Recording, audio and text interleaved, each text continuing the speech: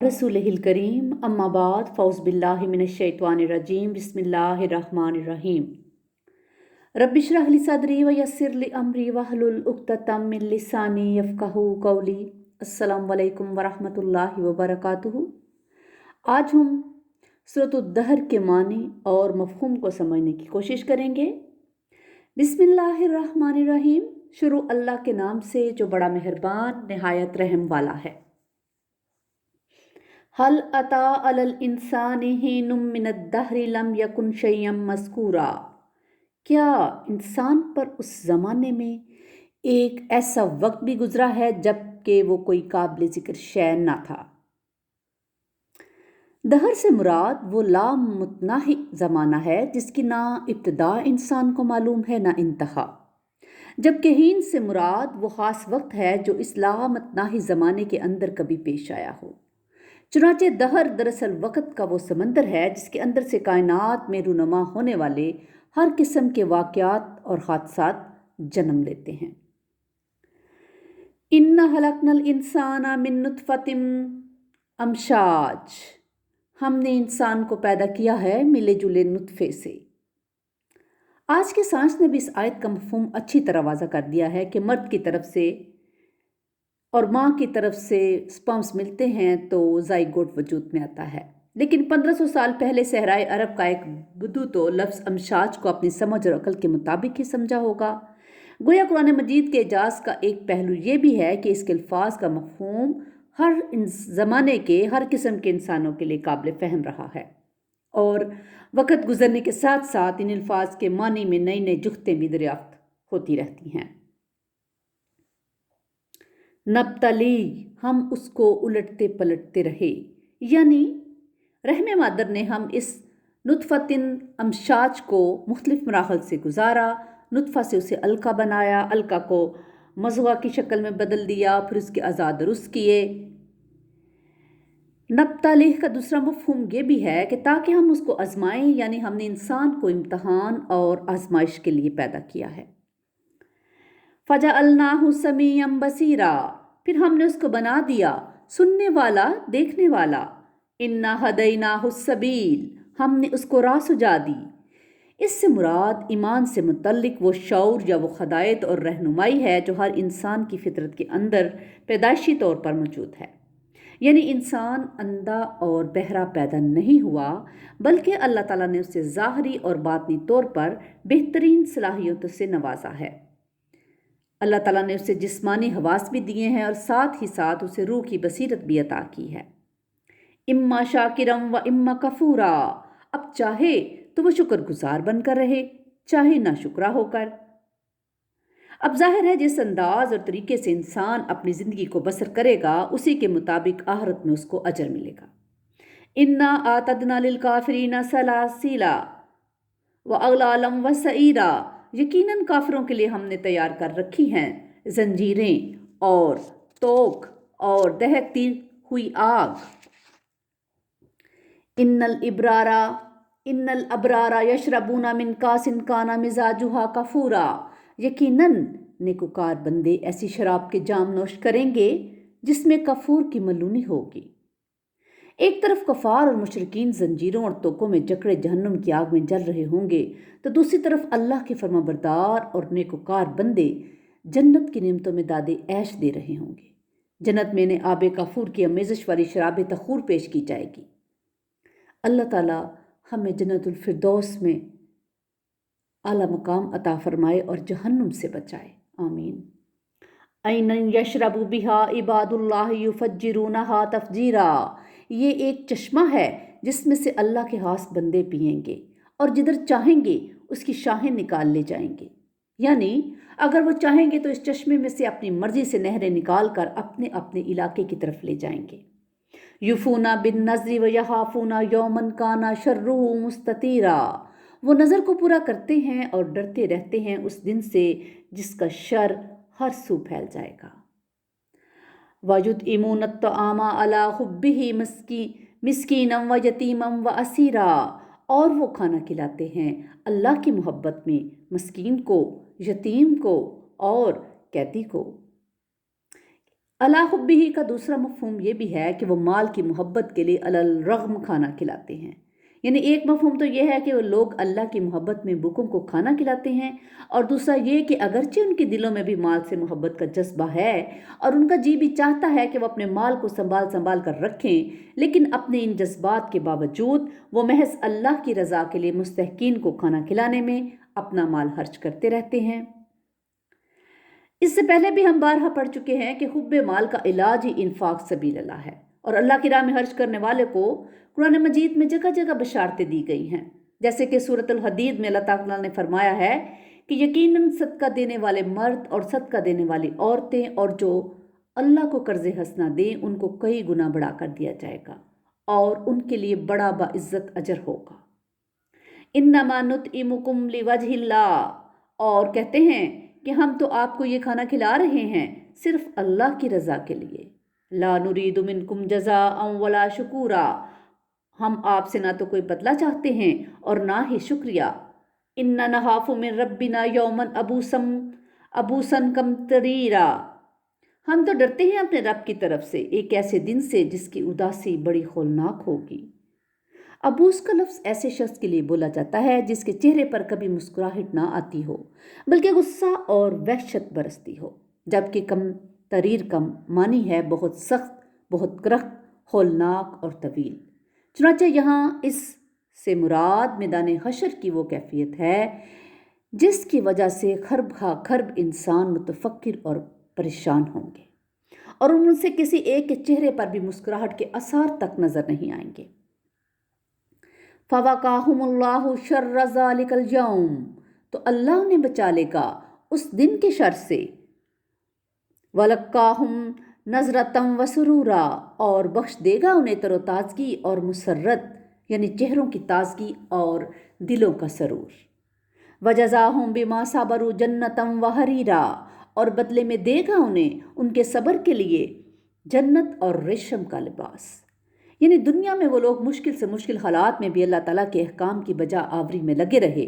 उन्होंने फाकों से रहना गवारा कर लिया, लेकिन हराम की तरफ आंख उठाकर भी ना देखा, हत्ता कि अल्लाह ताला की रज़ा के लिए उन्होंने अपनी जानें तक कुर्बान कर दी। उनके इस सब्र के बदले में अल्लाह ताला उन्हें रहने के लिए जन्नत और पहनने के लिए रेशम की पोशाकें अता करेगा। मुत्तकीना फीहा अलल अराइक, वो तकिए लगाए बैठे हुए होंगे उसमें तख्तों के ऊपर। ला यरौना फीहा शमसम वला ज़म हरीरा, नहीं देखेंगे वो उसमें धूप की हिद्दत और ना सख्त सर्दी। ज़महरीर ऐसी सर्दी को कहते हैं जो इंसान पर ज़बरदस्त कपकपी तारी कर दे। चुनाचे जन्नत में अहले जन्नत को ना तो धूप की तपश तंग करेगी और ना ही उन्हें ठठरने वाली सर्दी का सामना करना पड़ेगा। गोया जन्नत में मुसलसल मोतदल मौसम का समा होगा। वदानियतन अलैहिम ज़िलालुहा, और जन्नत के साए उनके ऊपर झुके हुए होंगे। वज़ुल्लिलत कुतूफ़ुहा तज़लीला, और उसके फलों के गुस्से नीचे झुककर लटक रहे होंगे। वयुताफ़ु अलैहिम बिआनियातिम मिन फ़िज़्ज़तिम व अकवाबिन कानत कवारीरा, और गर्दिश में होंगे उन पर खुदाम जन्नत चांदी के बर्तनों और शीशे के प्यालों के साथ। कवारीरा मिन फ़िज़्ज़ा, ऐसा शीशा जो चांदी का होगा। दरअसल वो आब होरे या जाम इंतहाई नफीस और शफाफ यानी क्रिस्टल क्लियर चांदी से बने हुए होंगे, लेकिन देखने में वो शीशे जैसे होंगे।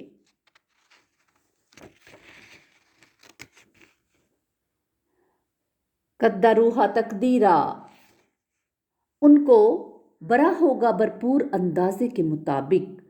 वयुस्कौना फीहा कासन काना मिजाजुहा जंजबीला, और उनको पिलाया जाएगा उसमें ऐसा जाम कि जिसमें मलूनी होगी सूंठ की।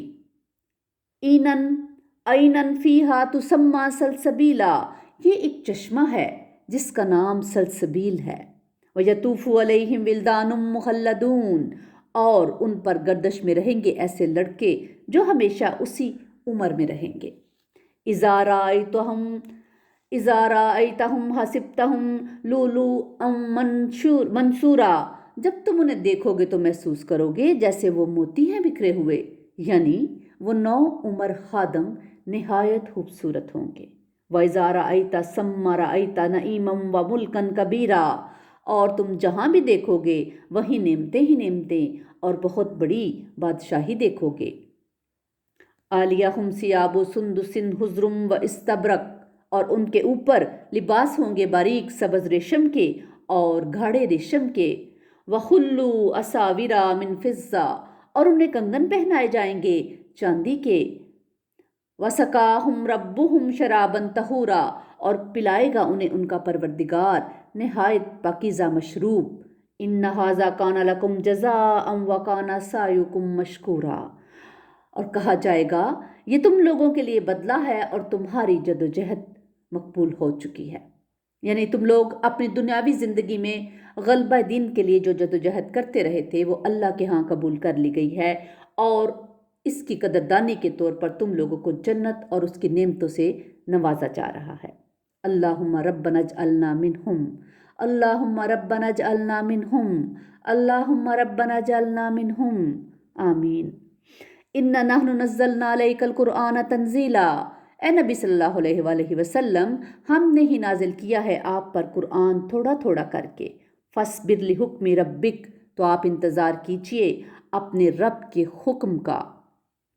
وَلَا تُطِعْ مِنْهُمْ آثِمًا أَوْ كَفُورًا، اور آپ ان میں سے کسی گناہ گار یا ناشکرے کی باتوں پر دھیان نہ دیجئے۔ وَاذْكُرِ اسْمَ رَبِّكَ بُكْرَةً وَأَصِيلًا، اور اپنے رب کے نام کا ذکر کیجئے صبح و شام۔ وَمِنَ اللَّيْلِ فَاسْجُدْ لَهُ، اور رات کے ایک حصے میں اس کے لیے سجدہ کیا کیجئے۔ وَسَبِّحْهُ لَيْلًا طَوِيلًا، اور رات کے بڑے حصے میں اس کی تسبیح کیا کیجئے۔ یہ اسی حکم کا تسلسل ہے جو سورہ مزمل کی ابتدائی آیات میں بھی آیا تھا، یعنی آپ صلی اللہ علیہ وسلم رات کا بیشتر حصہ اللہ کے حضور کھڑے ہو کر قرآن پڑھنے، اس کے حضور سر بسجود رہنے اور اس کی تسبیح کرنے میں صرف کیا کریں۔ اس وقت تک چونکہ ابھی نماز پنجگانہ کا حکم نہیں آیا تھا، اس لیے سارا زور رات کی عبادت پر تھا۔ بعد میں جب نماز کی فرضیت کا حکم آ گیا تو اس قیام اللیل کو متصر کر کے تہجد میں تبدیل کر دیا گیا، وہ بھی سب کے لیے نہیں، صرف حضور صلی اللہ علیہ وسلم کے لیے۔